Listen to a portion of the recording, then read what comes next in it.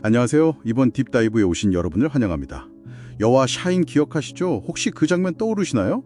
비 오는 밤에 허름한 레스토랑이요. 거기에 데이비드 헬프갓이 불쑥 들어와서 수년간 침묵하다가 피아노 앞에 앉아서 정말 폭풍처럼 몰아치는 곡을 연주하던 그 순간 말이에요. 아, 네네, 기억나죠. 그 장면 정말 강렬했어요. 그 곡이 바로 림스키 코르사코프의 왕벌의 비행이었죠. 근데 그게 단순히 뭐랄까 그냥 기교 과시용 빠른 곡, 이걸 넘어서는 의미가 있거든요. 오늘 저희가 살펴볼 자료들이 바로 그 점을 파고들어요. 이 곡이 사실상 데이비드 헬프갓의 그 부서진 정신세계 자체라는 거죠. 그러니까 불안하고 또 동시에 천재성이 막 뒤엉킨 그 혼란함, 그걸 소리로 옮겨놓은 일종의 청각적 초상화라고 할까요? 여러분을 위해 준비된 이 분석, 함께 그 핵심을 파헤쳐 보겠습니다. 네, 좋습니다. 그럼 먼저 영화 샤인 배경부터 아주 간단하게 짚어보죠.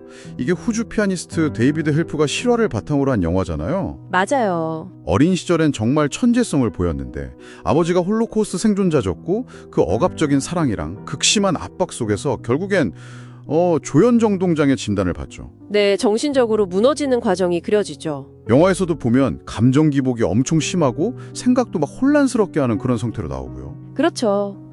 그의 삶에서 음악은 정말 빼놓을 수 없는 중심축인데 특히 그 라흐마니노프 피아노 협주곡 3번, 저희가 보통 라흐 3이라고 부르는 거예요. 아, 라흐 3. 네. 그 곡이 아버지의 압박, 또 완벽주의에 대한 강박, 결국 그를 무너뜨린 고통스러운 과정, 이걸 다 상징해요.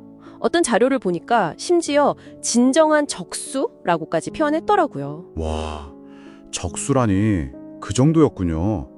근데 그렇게 붕괴의 정점을 찍었던 라흐 3과는 좀 다르게 오늘 우리가 집중할 왕벌의 비행은 그가 정신병원에서 나와서 세상 밖으로 다시 나오려고 할 때 연주되잖아요.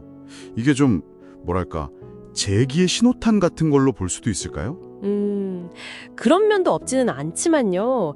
이 곡 자체의 음악적 특성을 좀 들여다보면 더 깊은 의미가 보여요. 이 곡은 원래 오페라 술칸 황제 이야기에 나오는 곡이에요. 아, 오페라 곡이었어요. 네, 왕자가 벌로 변신해서 막 손살같이 날아가는 장면, 그걸 묘사한 거죠.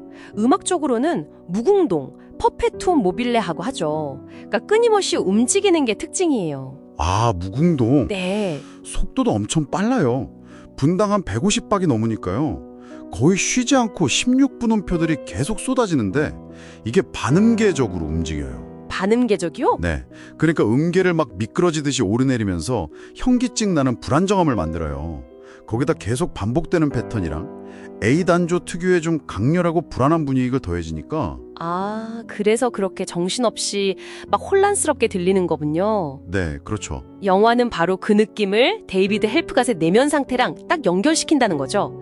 벌이 막 예측 불가능하게 날아다니는 것처럼 그의 생각도 막 질주하는 거, 그걸 음악으로 보여주는 건가요? 바로 그 지점입니다. 정확해요.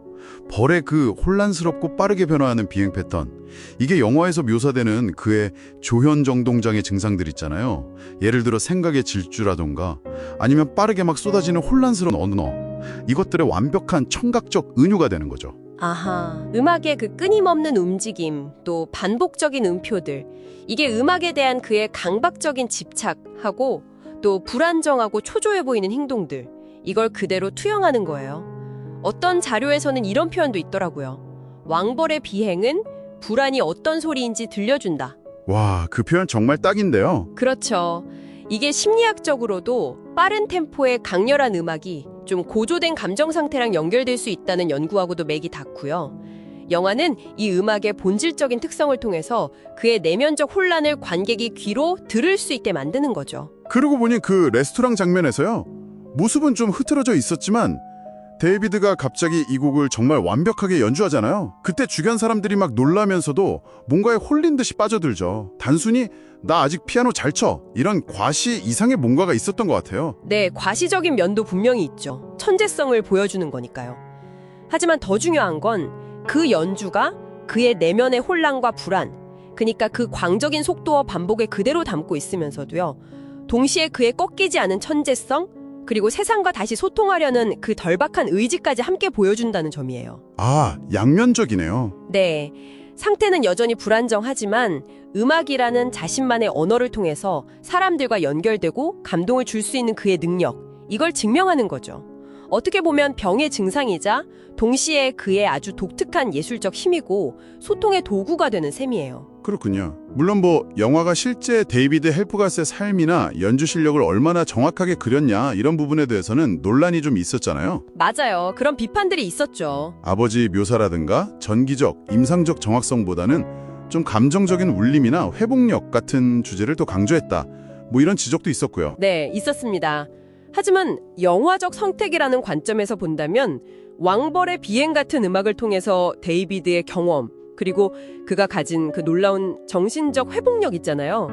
이걸 효과적으로 전달하는 데는 분명히 성공했다고 볼 수 있어요. 설득력 있네요.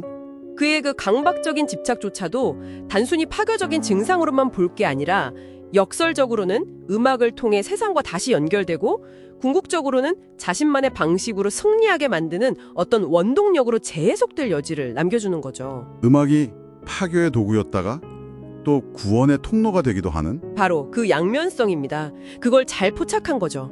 자, 그럼 정리를 좀 해볼까요? 영화 샤인에서 왕벌의 비행은 그냥 빠르고 현란한 곡이 아니었네요. 데이비드 헬프갓이라는 한 인간의 내면, 그러니까 그의 혼돈과 천재성, 또 깊은 불안과 세상과 연결되고픈 열망, 이런 복잡한 상태가 막 뒤섞여 있는 걸 압축해서 보여주는 아주 강력한 상징이었군요. 그렇습니다.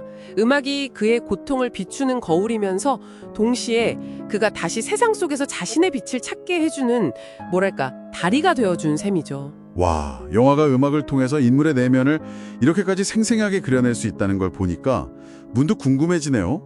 청취자 여러분께서 아는 음악 중에서도 혹시 어떤 특정 인물의 심리 상태나 성격 같은 걸 마치 거울처럼 딱 비춰준다고 느껴지는 그런 곡들이 있으신가요?